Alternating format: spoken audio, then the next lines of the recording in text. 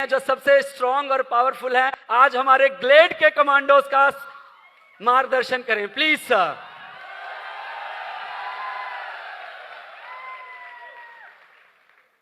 Thank you so much all diamond distributor, thank you so much diamonds, take your seats diamond. जय हिंद।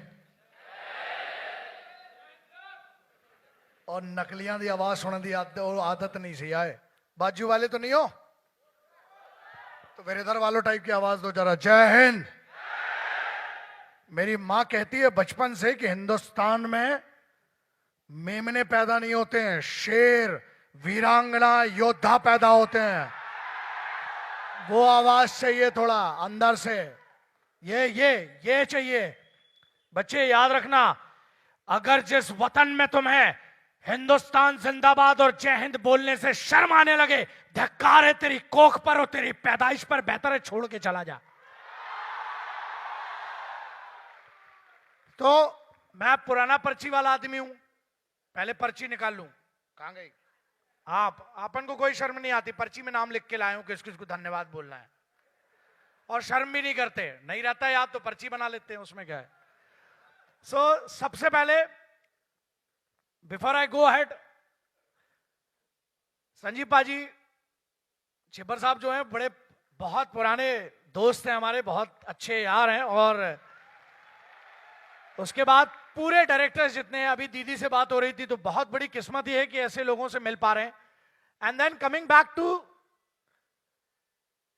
आज सरदार, ये आपको पता ही, उपाधि अपने आप में बहुत बड़ी जिंदगी। इस आदमी को पूरी जिंदगी सिर्फ एक, मुझे ना सिर्फ एक चीज का गम रहा है, और वो आज मैं बताता हूं, मैंने आज तक किसी को नहीं बताया। वो ये रहा है कि मुझे ऊपर वाले ने सिर्फ एक मुझसे गलत काम कर दिया, मुझे सब अच्छा दिया, मुझे माँ बाप अच्छे दिए, सब चीज, सिर्फ एक चीज तुझसे बोलता हूं, अगली बार मुझे हर बार की तरह हिंदुस्तान में पैदा करना, लेकिन अगली बार मुझे पक के साथ सरदार पैदा करना। वो चीज है, जलन है, पाजी से बहुत जलन है इस बात की। तो पाजी के लिए एक बात देखो, ऐसा है बहुत कम लोग होते हैं जिनको तिरंगा छाती पे और हाथ में उठा के लहराने का मौका मिलता है, और ये उनमें से एक बार इनके लिए तेज तालियां। नकली वाली नहीं, असली वाली रहा।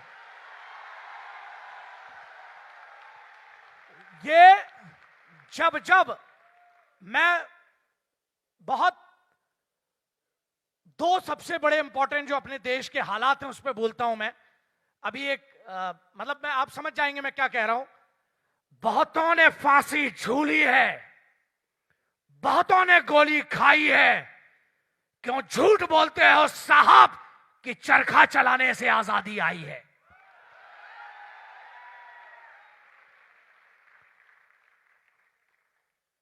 मैं किसी के विरोध में नहीं हूं, लेकिन मैं किसके समर्थन में हूं ये आप समझ सकते हैं। और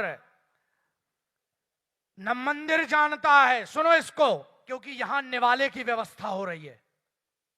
I won't have any problem to speak in any kind of accent. You tell me, American, London, Spanish, British, I would be able to speak in any kind of accent. But हम बोलेंगे हिंदी में क्योंकि हमारी मां की भाषा है, और हमको इस पे बहुत अभिमान है, ठीक है। सुनो, अगर अभिमान नहीं है तो मुर्दे हो, और लाशों को सिर्फ लोग नाक कर निकलते हैं, जब जिंदा होता है तो थप्पड़ मारते हैं। कभी अपमान हो आपका, अगर आप कमा नहीं पा रहे हो ना, तो एक बात याद रखना, कभी ना कभी कहीं ना कहीं आपके माँ बाप का किसी ने अपमान किया होगा, और उस अपमान का बदला सिर्फ एक चीज से लिया जा सकता है, उन लोगों से बड़ा बन के दिखाओ, उनकी खुद वैसी पानी पानी हो जाएंगे, है कि नहीं। जिद बहुत जरूरी है, जिद बहुत जरूरी है। जिंदगी, भगत सिंह साहब की लाइन में इतों बोलना चाहता, जिंदगी खुद के दम पे जी जाती है, दूसरे के कांधों पे तो जनाजे उठा करते हैं। अपनी जिम्मेदारी लो और करो। अब आते हैं, न गिरजाघर जानता है न गुरुद्वारा जानता है, यह आप सबके लिए अगर समझ पाए तो। न गिरजाघर जानता है न गुरुद्वारा जानता है, न मस्जिद जानता है, न शिवाला जानता है। जो भूखा है बच्चा वो निवाला जानता है। रोटी दो, ज्ञान नहीं चाहिए। ज्ञान चाहिए? भूख सबसे बड़ा गुरु है। जब लगती है ना दोस्त, तब समझ में आता है। और सबसे बड़ा गुरु अगर दुनिया में कोई है तो मां बाप।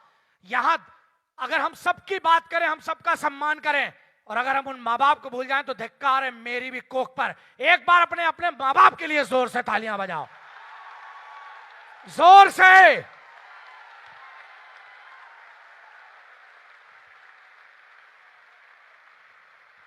ये उनका कर्ज है हम पर, जो चुका रहे हो। कोई एहसान नहीं कर रहे हो, कर्ज है उनका।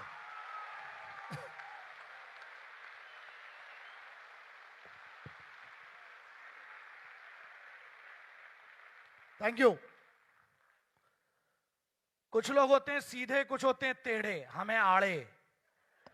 समझ गए? क्योंकि मेरी मां से एक बड़ी अच्छी चीज सीखी है, सच की सबसे बड़ी ताकत यह है कि याद नहीं रखना पड़ता। हमने गधे को गधा बोला और किनको क्या बोला आप लोगों ने देख चुके होंगे। हमारा वीडियो कितने लोगों ने देखा है? वाह। अब हम कितने भी सभ्य बन जाएं आपको तो पता ही है।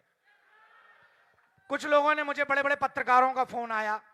इस देश में 2 टाइप की मीडिया है, ये कोई बात नहीं करता, बहुत डरते हैं। अपन नहीं डरते किसी से बे, मेहनत करते हैं, सुबह 3:45 पे घर छोड़ते हैं, रात को 2 बजे आते हैं, मजदूरी करते हैं, किसी के बाप से नहीं डरते, अपनी रोटी कमाते हैं, इसलिए किसी से नहीं डरते। समझ में आ गया? तो ये चीज याद रखना, अपन किसी से क्यों नहीं डरते? क्योंकि वो कर्म किए हैं ऐसे कि अब तो दवा भी सांस चलती है। बेटा बहुत हड्डियां टूटी है, अगर हिसाब लगाओगे तो इस देश के पहले आयरन मैन हम थे, क्योंकि 4 रॉड सबसे पहले हमें डली थी। ऐसा है, कर्म किए हैं ऐसे कि अब तो दवा भी सांस चलती है। निकलता हूं घर से तो दुश्मनों की निगाह भी सांस चलती है, लेकिन कोई मेरा इसलिए कुछ नहीं कर पाता क्योंकि दहलीज नाकता हूं तो बाबूजी और मां की दुआ भी सांस चलती है। क्या हो गया, तुम लोग के बाबूजी मां की दुआ नहीं है क्या? बजा फिर। ये हिजाब मैंने देखा। अब मैं थोड़ा सा इस देश का जो माहौल है उसको भी सुन लो। अल्लाह वालों, राम वालों, अपने मजहब को सियासत से बचा लो। अल्लाह वालों, राम वालों, अपने मजहब को सियासत से बचा लो।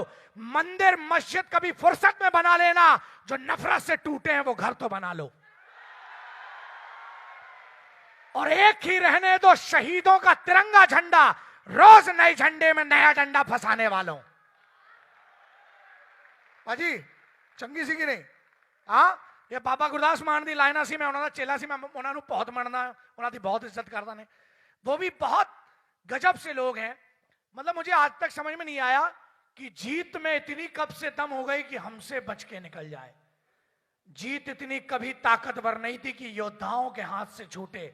और तुम योद्धा हो क्योंकि इस देश में हर वो इंसान जो घर में रोटी कमा के ले जाता है वो सिपाही से कम नहीं है, इसलिए अपने आप को सिपाही मानना। और कुछ नहीं है, हमारा कोई इंट्रोडक्शन तो है नहीं। लोगों ने बावड़ी पूछ के बारे में सुना है, देख लो, हम वो ही पूछ हैं, है ना, हम वो हैं आड़े। बस थैंक यू वेरी मच। आपके इज्जत के लिए मैं यही कहता हूं कि मौत उस दिन लिख कर आया हूं जिस दिन तुम्हारी निगाहों में इज्जत कम हो जाए।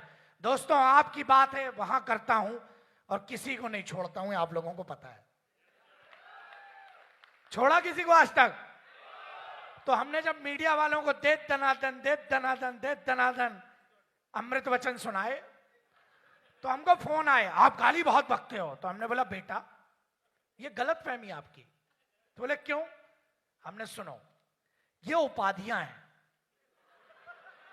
पहले तुमने हरकत की, फिर हमने उस पर तुमको डेजिग्नेशन दे दी कि तुम ये हो।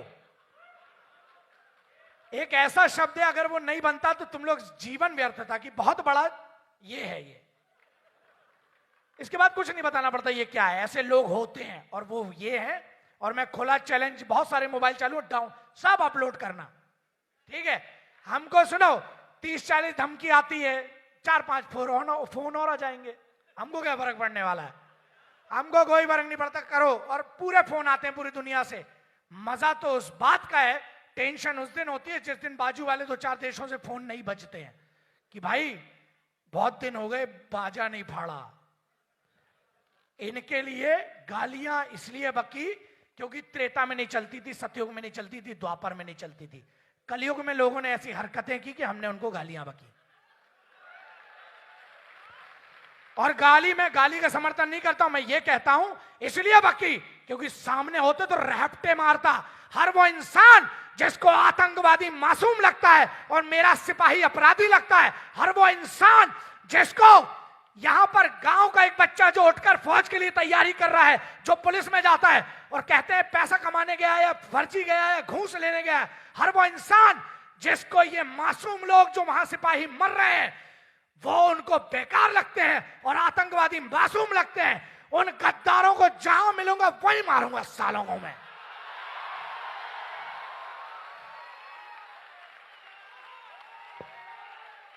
सच बात है, मैं भारत के संविधान का बहुत सम्मान करता हूं, लेकिन 3 नियम है, 3 सपने होना चाहिए।